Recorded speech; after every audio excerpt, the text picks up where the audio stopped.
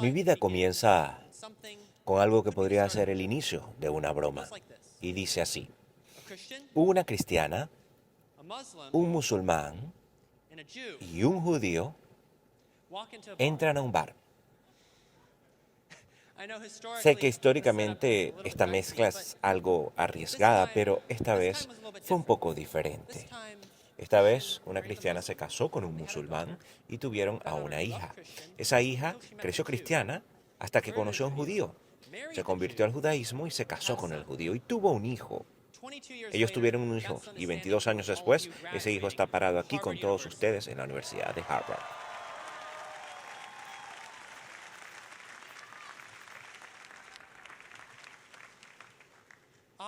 Soy un judío orgulloso.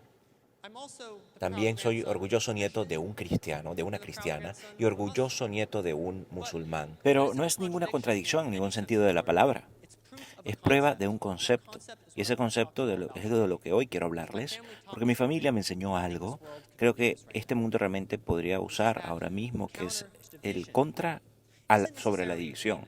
No necesariamente estar de acuerdo, es entender. Nuestro mundo hoy, desde el escenario global hasta aquí en Harvard, se ha dividido en dos lados. Hay dos lados en cada historia, por supuesto. Son dos lados de cada conflicto, cada argumento y desacuerdo. Bueno y malo. Dar y tomar, derecha e izquierda. Progresista y conservador, capitalista y comunista, opresor y oprimido, rico y pobre, Estados Unidos y China, Rusia y Ucrania, Israel y Palestina, Estados Unidos e Irán, Estados Unidos e Israel e Irán, todos binarios, al menos se nos presentan en términos binarios. Aquí está el problema. ¿Qué piensan? ¿De qué lado estás? Vamos, ¿dónde estás? ¿Con quién estás? En mi familia no existiría con este enfoque. Mis abuelos, uno musulmán, pakistaní, que creció en medio de la guerra en 1947, el otro refugiado judío del Holocausto, se reunió muchas veces a lo largo de su vida. Como se pueden imaginar, no estaban de acuerdo en muchas cosas cuando se reunían.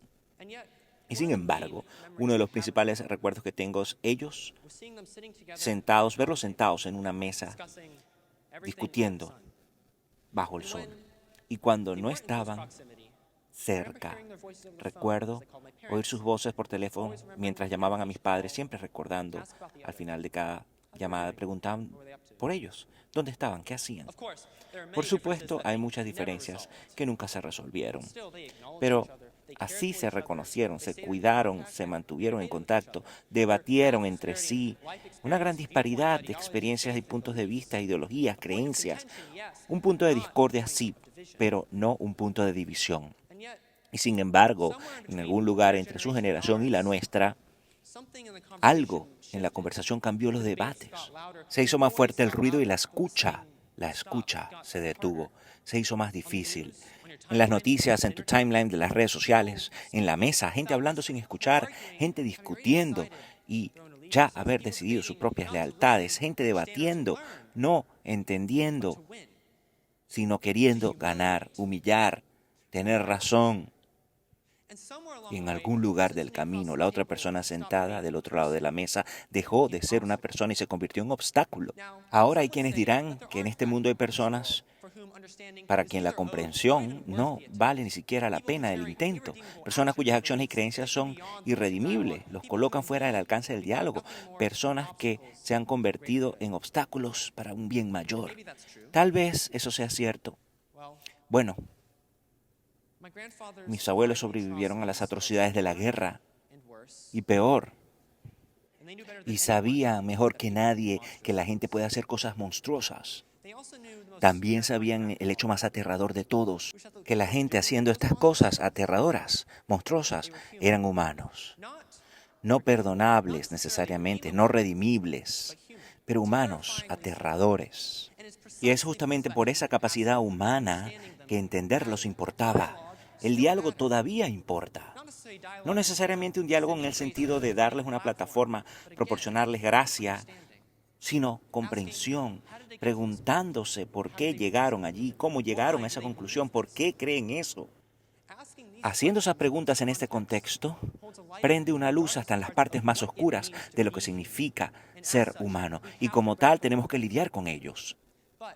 Pero tales preguntas son necesarias, preguntas importantes que no deben ser reservadas para las partes de la oscuridad de la historia. Si tales preguntas de comprensión, ¿por qué creen esto?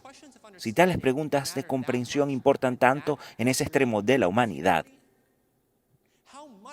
cuanto más importan para las personas sentadas a tu alrededor ahora mismo, para ese miembro de la familia de Acción de Gracias que deje de mencionar ciertos temas, para esa persona en el Internet de la que desde un punto de vista parece dicen cosas que inimaginables, para ese estudiante en la sección al que le sonreíste un día y dijiste punto interesante y luego regresaste a tu dormitorio, o para ese amigo que empezaste a eliminar porque dijeron algunas cosas que simplemente, bueno, no coincidían contigo.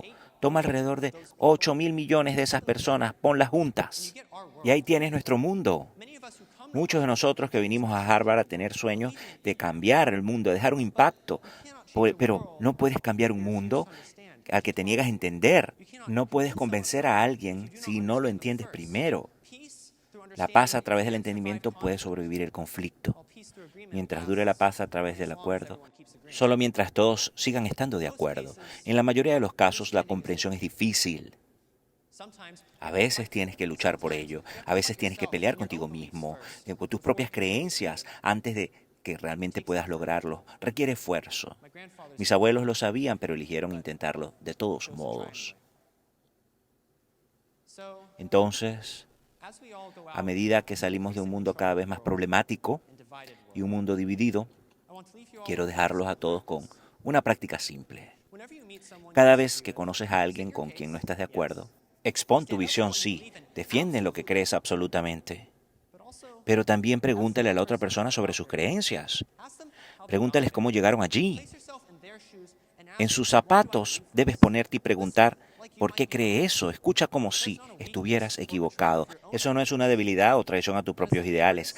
Es lo más difícil y lo más importante que puedes hacer en un mundo que te dice constantemente que elijas un lado. Yo les dije que mi vida comienza como una broma. Mi abuelo musulmán fue enterrado frente a la Meca. Mi abuelo judío fue enterrado de acuerdo a la ley judía. Y mi abuela cristiana fue enterrada con una cruz. En cierto modo, el chiste nunca llegó. No había resolución de estos puntos de vista. Muy tercos y muy aferrados a sus propios ideales y a sus tradiciones hasta el final. Pero aún así se respetaban. Se eligieron el uno al otro y al final del día estaban orgullosos de ser una sola familia. Mira a tu alrededor ahora mismo, mira a las personas que te rodean. La persona de tu derecha, de tu izquierda, está sentado ahora entre personas de todas las creencias y cada trasfondo de la familia que hemos construido a lo largo de estos años aquí en Harvard. ¿Estamos de acuerdo en todo? Pregúntale al chico de la sección, ¿alguna vez ha estado de acuerdo en todo contigo? Ciertamente, no. El mundo, más allá de estas paredes, tiene desacuerdos, las mismas diferencias de opinión, las mismas divisiones que tenemos. Pero, insisto, mira a las personas de tu clase por quien son como personas. Lucha por entenderlos a ellos y sus creencias, por mucho que te pongas de pie y luches por los tuyos. Y después de atravesar las puertas de este patio, por primera vez graduados de Harvard, haz lo mismo por la gente de nuestro mundo. Porque en un tiempo tan complicado y tan dividido, comprensión y una voluntad genuina de mirar un poco más profundo es como estas divisiones comienzan a sanar. Gracias a todos y felicitaciones a la clase de 2026.